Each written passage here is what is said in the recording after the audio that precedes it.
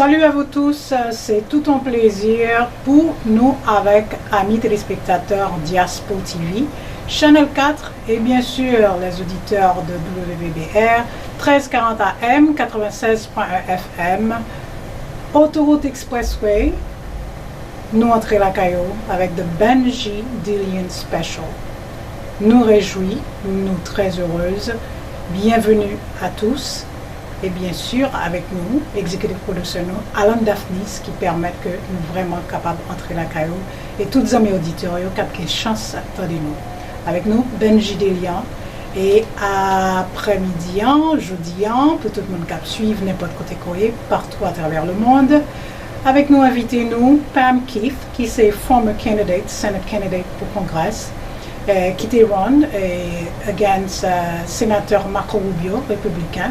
Et je dis, on pourrait parler en pile causé avec nous, je dis, en pile sujet pour le débat pour les amis auditeurs et les amis téléspectateurs.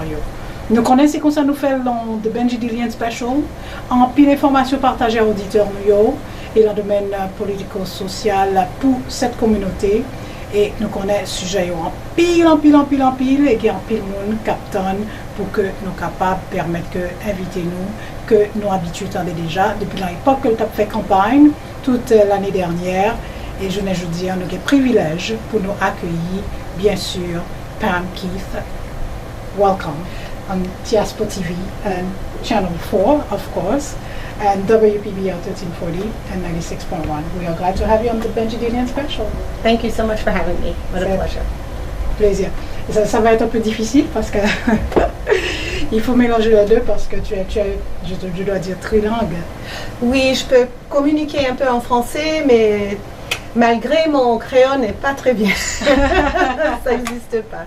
On va quand même permettre aux auditeurs et aux amis téléspectateurs de savourer de très bonnes informations pour eux aujourd'hui, comme tu as déjà l'habitude de le faire. Donc, nous sommes obligés de mélanger plusieurs langues pour Mounio, parce que Pam Keith parlait français et lui aussi parlait anglais, bien sûr. It's great having you. I'm so glad to have you again. And when I was aware that we were going to have you as a guest, we were like, yes, because we know there's going to be so much information shared with our listeners today. How have you been first, before we dive into so much info that we have to share with the listeners today? How have you been?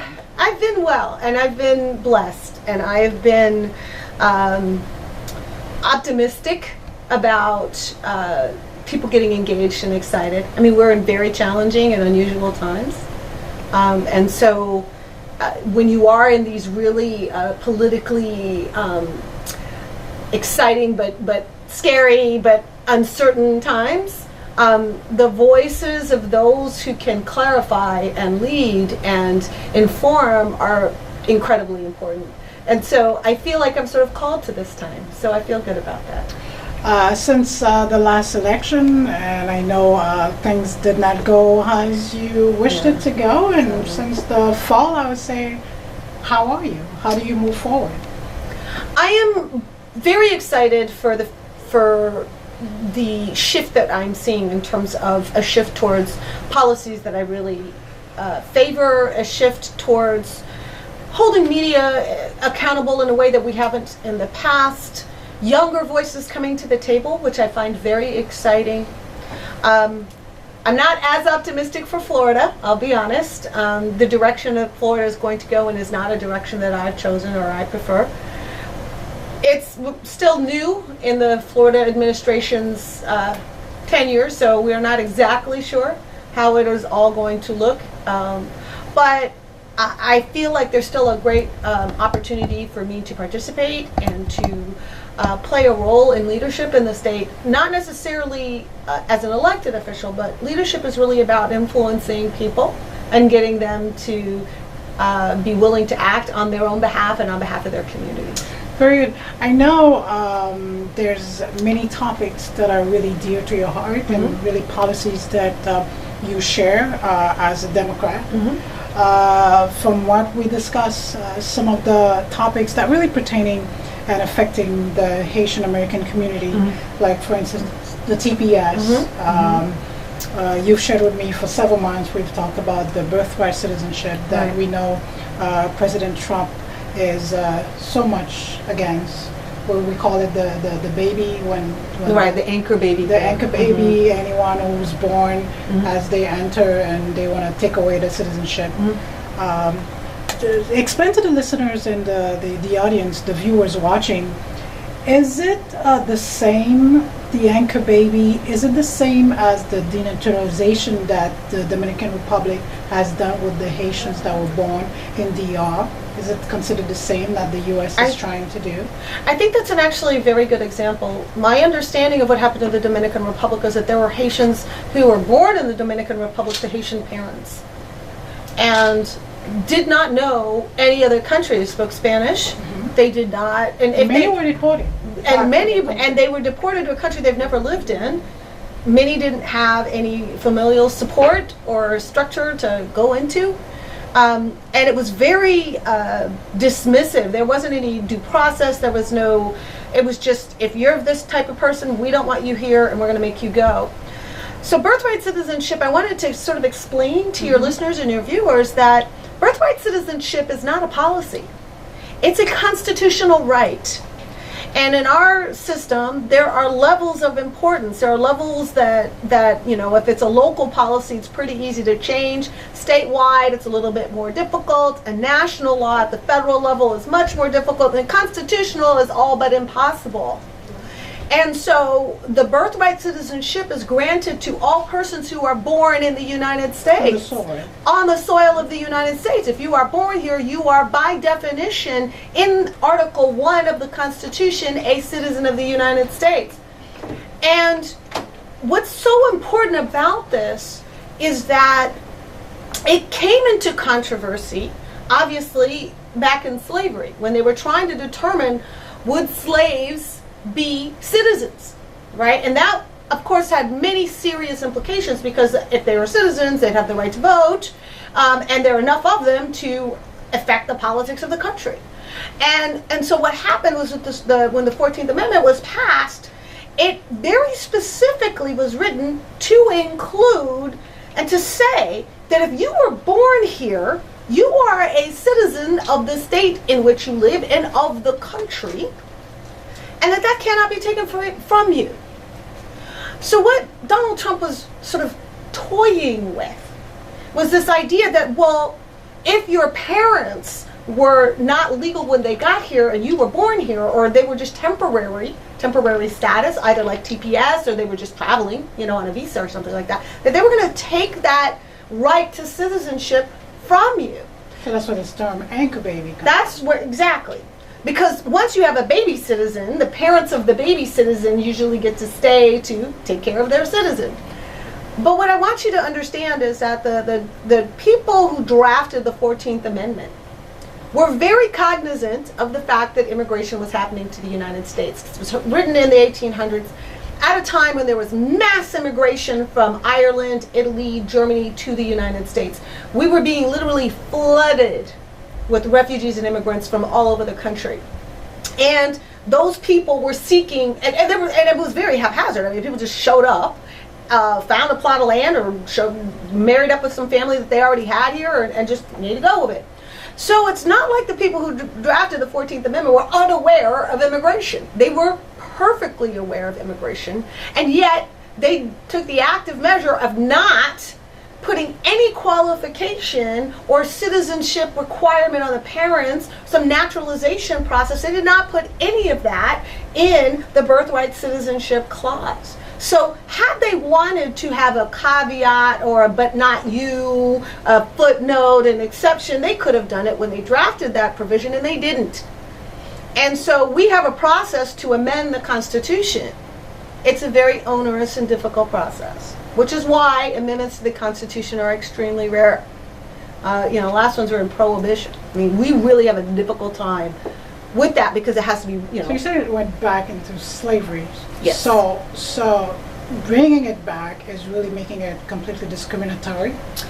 It is just, I think the intentions are fundamentally discriminatory because it the nascence of this movement, which is a political movement, mind you. It is a political movement that was generated in Breitbart and by Steve Bannon and people on the extreme right.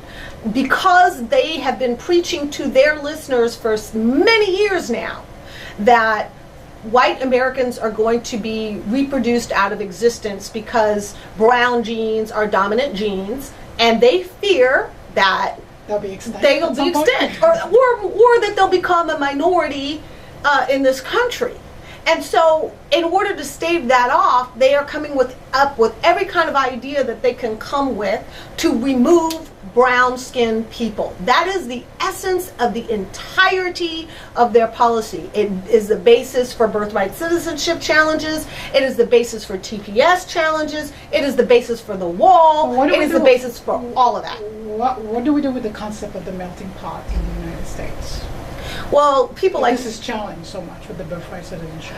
People like me and people like your listeners need to dial in and decide that they have a stake in defending, protecting, and advancing values, that our merit and our worth is not based on the color of our skin. It's not based on the country from which we come or that our parents are born in. Our merit and our value to our country is in our actions and our contributions, and those contributions may not be purely financial. Each one of us contributes meaningfully. We have to go on a break right now. Absolutely. Les amis auditeurs, nous connaissons une information vraiment importante que Pam Keith a partagée. Et avec nous, il faut que nous observions un coup de pause pour amis téléspectateurs de Diaspo TV Channel 4. Et bien sûr, les amis auditeurs de WPBR 1340 AM, 96.1 FM, de Benji Delian Special, Naptounen. Amis téléspectateurs, nous connaissons toujours à suivre le programme nous de Benji Delian Special avec Benji Delian et bien sûr, invitez-nous, anciens candidats pour Congrès, pour Sénat, Pam Keith, qui avec nous et qui vraiment a partagé une série d'informations qui est extrêmement important pour les amis auditeurs pour que nous soyons capables de comprendre systèmes différents, idéologies et systèmes politiques. Et nous connaissons, dernière fois, des grandes piles préparation qui étaient faites, qui étaient grandes piles journal, New York Times, différents journaux, Sun Sentinel, Miami Herald, tout le journal, ça y est écrit un peu d'informations sur birthright citizenship que Pam Keith a parlé.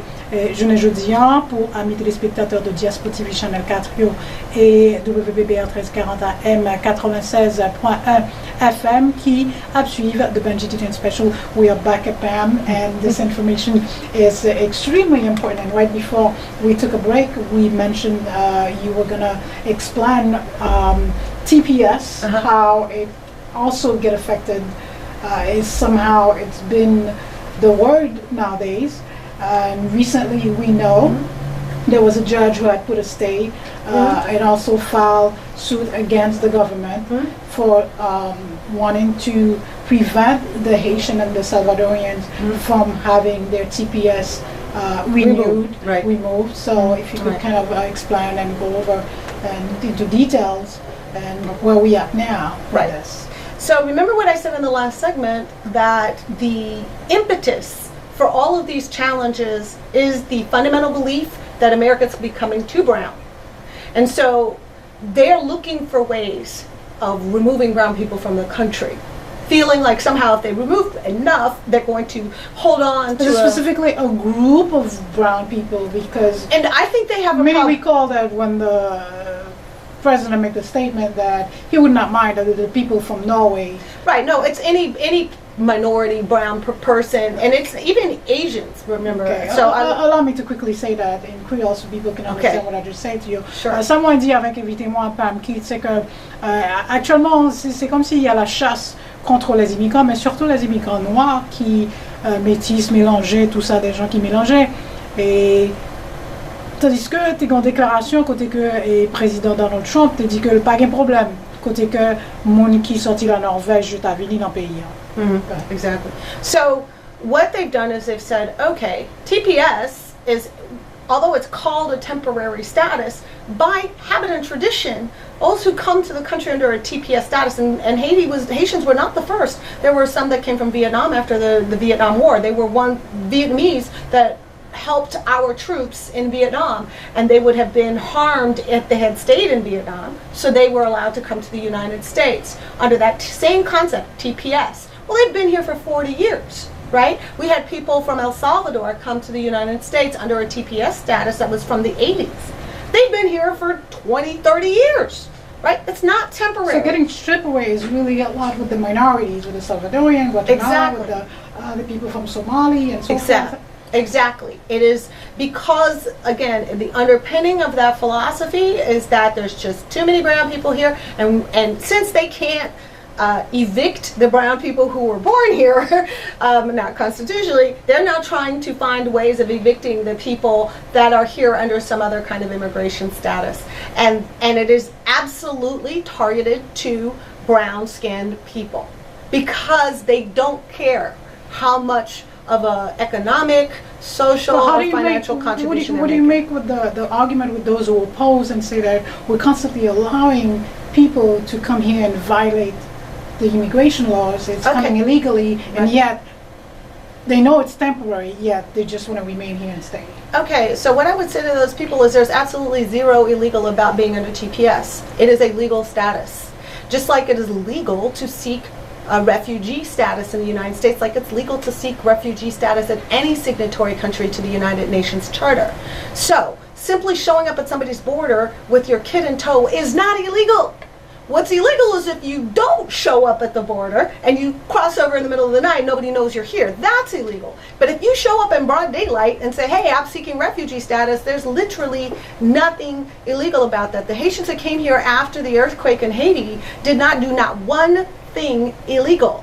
So the question is not, did they do something illegal? The question is, I don't want you here anyway. And they feel, the people who support these policies feel like it's their country and everybody else is just interloping or visiting. Do you believe that with the John Kelly, General John Kelly, where they said there was a group with the immigration, with the Homeland Security, where they had to go back in the database and realize some of the TPS recipient they were not entitled to TPS? Again, the way whether that they were people who committed crimes and they kind of, fell to the crack, they didn't realize that. And I don't think that that's the nexus of the concern. I don't think that's the truth, and I think even if it was true that there were some people that maybe did break the terms of TPS, it's probably a very small percentage of people. As a matter of statistical fact, immigrants to this country commit crime at lower rates than people who are native born. So this notion that they're all criminals is ridiculous, and again, based in racist stereotypes that are just not true.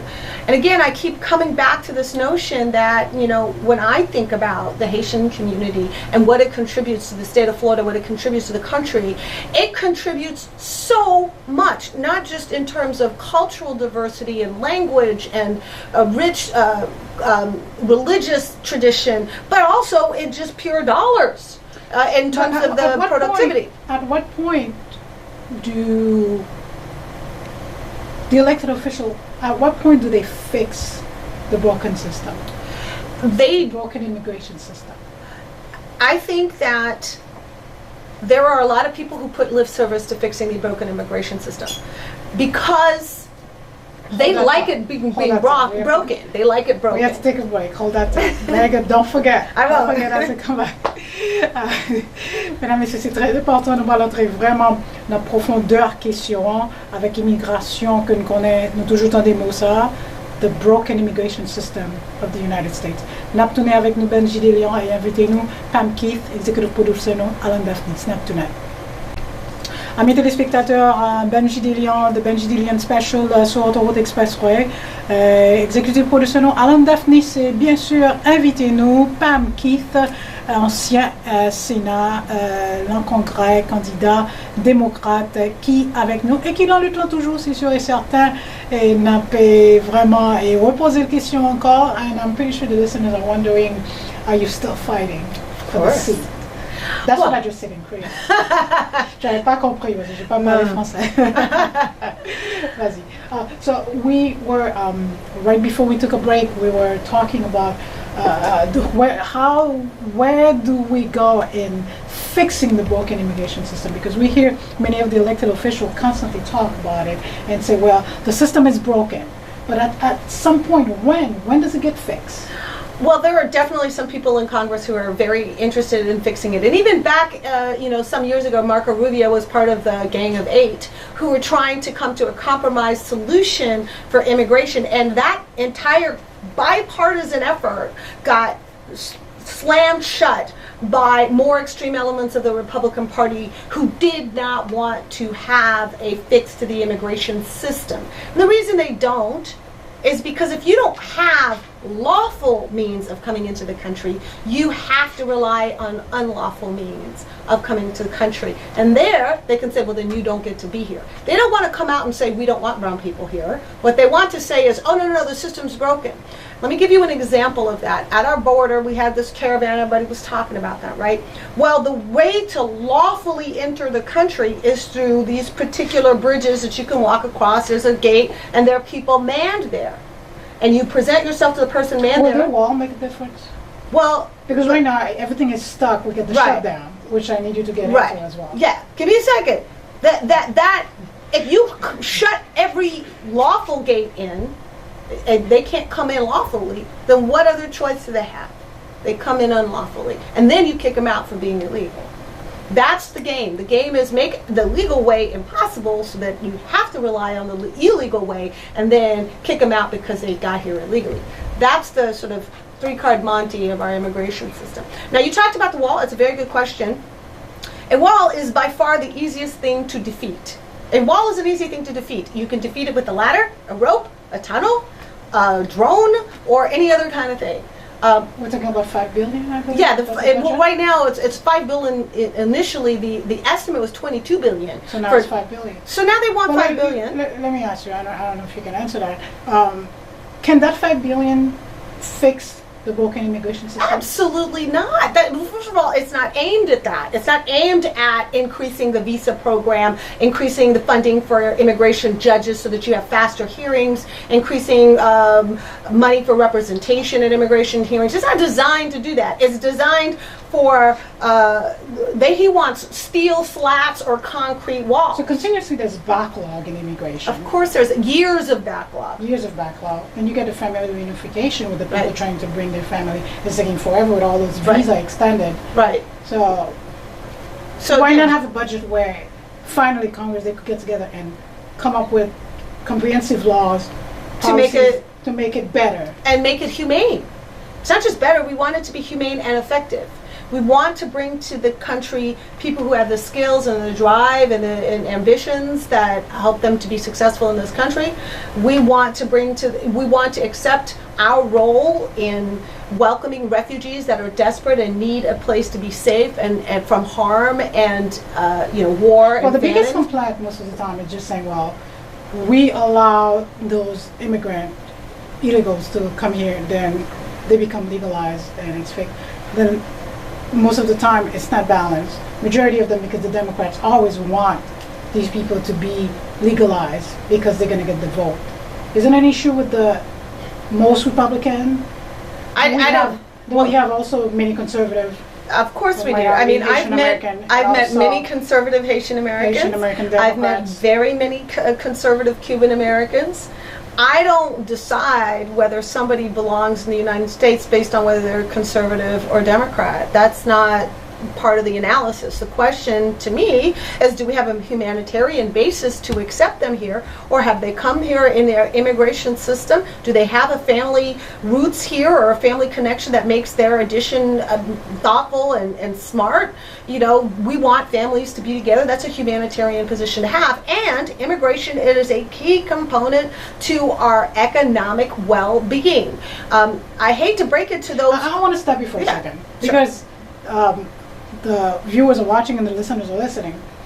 The majority of argument where you hear people say, well, my religious faith is so strong But at the same time, I understand those liberals where they believe differently.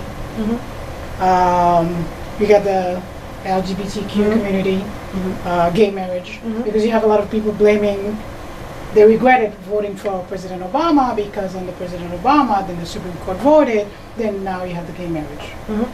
And at the same time, you have those people who strongly believe, well, they are business owners and they're entrepreneurs, it's better for them, they go toward Republican views. Right.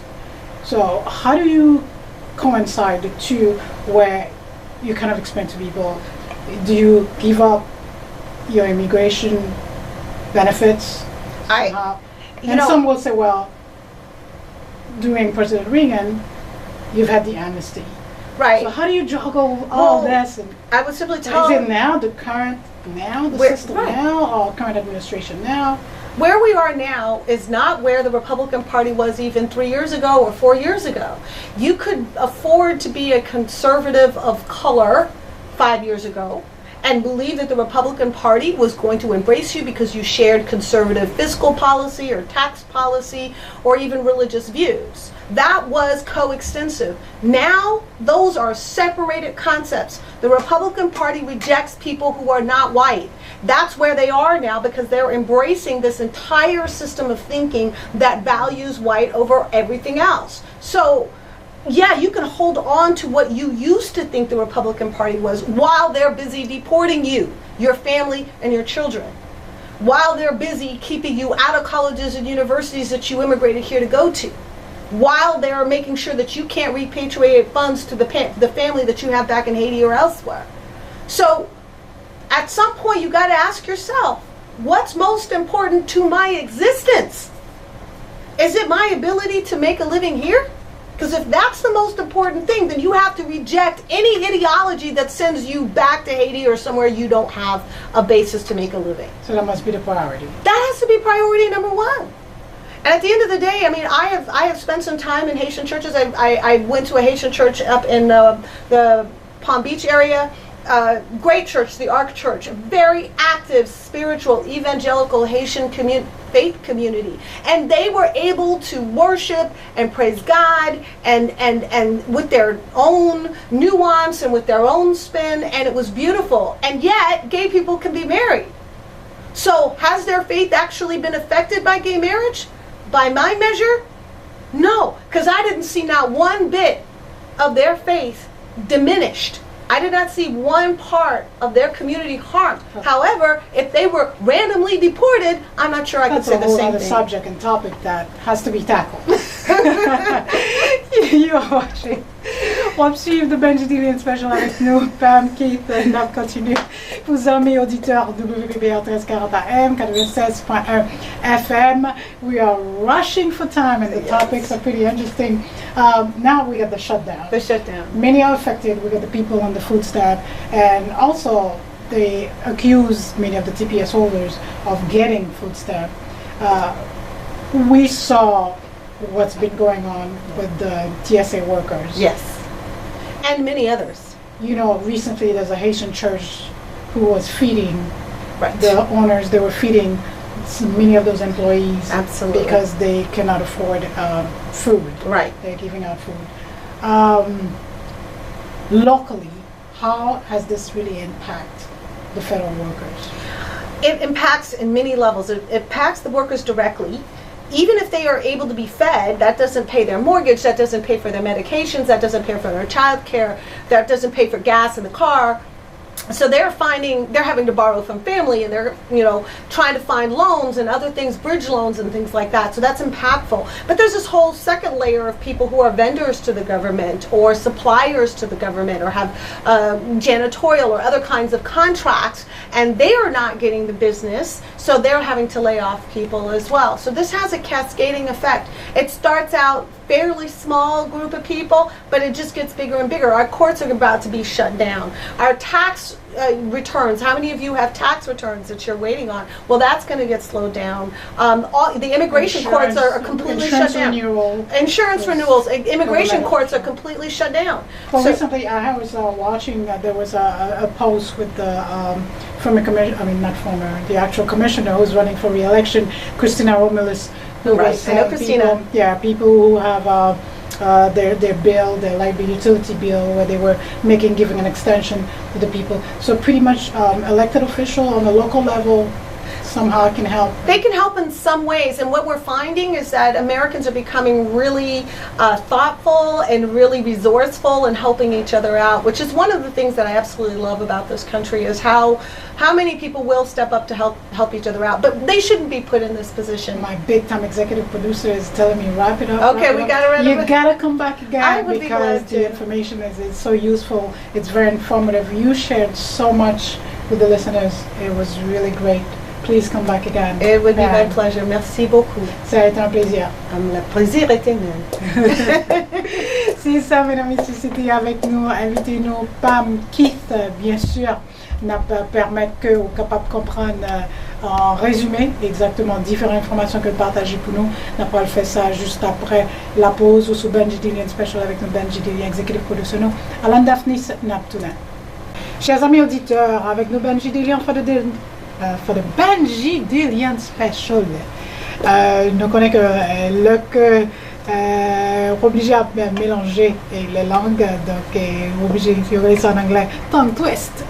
Executive Producer nous Alan Daphnis que nous avons remercié en pile pour permettre que nous sommes capables de porter programme ça pour nous-mêmes sur Autoroute Expressway WBBR 1340 AM et 96.1 FM, toute une équipe qui est avec nous, qui est capable d'informer les amis auditeurs. Nous avons profité de saluer député Al Jacquet, qui est à l'écoute de programmation et différents, tout le monde, Morning Man, MJJ, bonsoir. Nous avons profité des auditeurs très spéciaux que nous connaissons qui à l'écoute. Orlando Sirius, bonsoir, et Schumann, ce sont des inconditionnels qui toujours suivent le programme. Et tout équipage, nous, Ernst Fanor, Jean-Ernst Pierre, JP, Fritz De Villiers, et bien sûr Dr Marc Lafalaise, qui avec nous, le grand Parisien, salvant notre Parisien. Mesdames, Messieurs, nous avons avec nous Pam Keith, qui est un ancien candidat au Sénat pour Congrès pour la Floride, qui t'a partagé en pile d'informations. Nous connaissons des sujets qui jusqu'à présent ont fait actualité, de birthright citizenship, et t'a expliqué comment que ça anticonstitutionnel pour que le président n'a pas l'empile pour que il est capable de venir avec des projets pour retirer droit yon bébé qui t'a fait sous territoire, des gens qui t'a entré sous visa, qui t'a entré dans le pays. Il dit que avec 14e amendement, qui était le premier article de la Constitution, côté que était by droit, n'importe monde qui fait non payant, c'est américain, côté noir, côté blanc, côté vietnamien, côté n'importe l'autre nationalité que parenté. Donc ça, et vraiment, c'est un combat qui t'a mené. Je me pose une question, est-ce que vraiment ça a été fait comparer avec même des naturalisations que tu as fait dans Saint-Domingue-là, côté que il y a un pile haïtien qui t'a fait dans Saint-Domingue, et un pile haïtien qui est arrivé déporté parce qu'il était né de parents et haïtiens. Il dit oui, il y a plus ou moins une similarité. Mais ce qui n'a pas rappelé, c'est que quelques temps, pendant plusieurs années, là que le sujet ça a vraiment fait actualité. Je me rappelle que l'analyse moi m'était fait sur Autoroute Expressway, me dit que c'est pas étonnant que yon jour côté capable de gagner un législateur qui venait avec une proposition de loi pour faire même bagarre aux États-Unis. Donc c'était pas étonnant que nous voyons que ça vraiment venu d'actualité. Les faits, côté que le vient entrer dans le problème de TPS qui gagne, toujours encore toute information qu'il était partagée, l'insister pour dire que c'est la chasse aux noirs, la chasse aux minorités, surtout des gens qui de couleur, des gens qui noirs, un peu de discrimination a fait la façon ça, un peu de discrimination a fait contre les immigrants, blâmer un peu les immigrants pour des crimes. Des gens qui arrivaient à TPS, côté que dit ça c'est à cause de crimes que ils commettent qui fait que ils pas voulu. Mais il dit que pas vraiment un nombre, un chiffre qui est beaucoup très élevés, des mondes qui peut-être est fall to the crack, little loophole qui permettent que le monde t'est arrivé des TPS récipients, t'es joué une TPS. Donc c'est vraiment une excuse que l'administration a pu utiliser pour faire qu'on ait que yo pas avlé comme si pour une équipe monde arriver gagner TPS. Si que monde ça pas gagner TPS, qui beaucoup monde qui a gagné. Il y a histoire pour dire que gagner une équipe vietnamienne depuis de 40 ans jusqu'à présent, ils sont toujours capables de gagner moyen pour que ils gagnent TPS. C'est pas la première fois un groupe différentes ethnicités joignent et opportunités. Et demandez pour qui ça que pas fixé système immigration, côté que continuellement il y a parlé de système immigration, il y a un problème. Et le président Donald Trump a demandé pour qu'il soit capable de 5 millions de dollars ou plus pour qu'il soit capable de bâtir un grand mur pour permettre que mon ne pas entrer illégalement. Il dit c'est comme si c'est une sorte de reverse bagarre. Il a viré l'argent pour dire que ok, on va le combattre et pour empêcher l'illégalité en même temps. Et moun yo pas l'essayer pour qu'après ça peut capable utiliser pour dire que moun ce sont des illégaux, n'a voyé retourner encore. Donc si que des moyens les législateurs capables cherchent un gens pour capable faire entendre que c'est républicain que c'est démocrate, il parlait de il fut un temps que ancien sénateur Marco Rubio, qui était l'équipe Gang of 8, groupe 8 là, qui était venu avec une proposition de loi pour capable faciliter, pour permettre que le système immigration capable de fixer. Jusqu'à présent, c'est un débat qui est toujours à continuité que je ne dis pas, nous remarquons qu'il n'y a pas qu'à arriver à une solution vraiment parce que pas qu'à avoir entente entre les démocrates, entre les républicains, pour qu'ils soient capables de venir avec une façon, un bon projet de loi pour l'immigration, pour qu'ils soient capables de fixer le problème d'immigration qui gagne dans les pays aux États-Unis. Il dit que, est-ce que normalement, il a toujours dit que en pile démocrate, vous voulez un monde qui entrait illégal, je ne vois pour gagner citizenship pour capable de voter parce que la majorité ne pas voter démocrate. Il parlait de différents qui gagnent avec monde qui est basé sur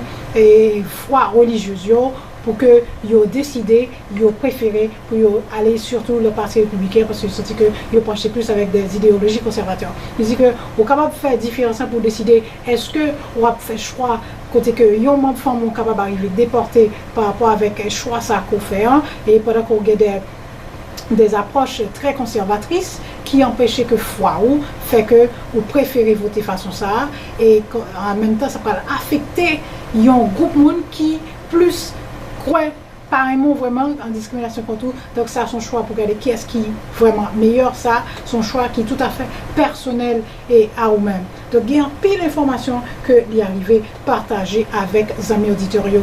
Tant vraiment fait nous défaut, nous connaissons que l'information est en pile pour que nous puissions partager avec les amis auditoriaux. C'est un plaisir pour nous être avec nous jeudi sur Diaspo TV Channel 4. Nous disons merci d'être qu'on tape sur nous et merci d'être qu'on tape de nous et pas oublier de BENJY D Fitness 561 537 94 15 et n'a pas fait appel à n'importe monde qui suivre le programme non ou t'as vraiment supporter segment ça de BENJY DELIAN SPECIAL. On est très content ou capable de téléphoner nous ou capable de téléphoner exécutif production nous 561 255 3909 pour que vous soyez capable de participer dans le programme. Nous sommes trop contents pour que nous soyons capables de nous. Nous avons toujours venu avec beaucoup plus invités pour vous, en pile sujet qui est capable de débattre, un programme qui permet que vous compreniez bien le système.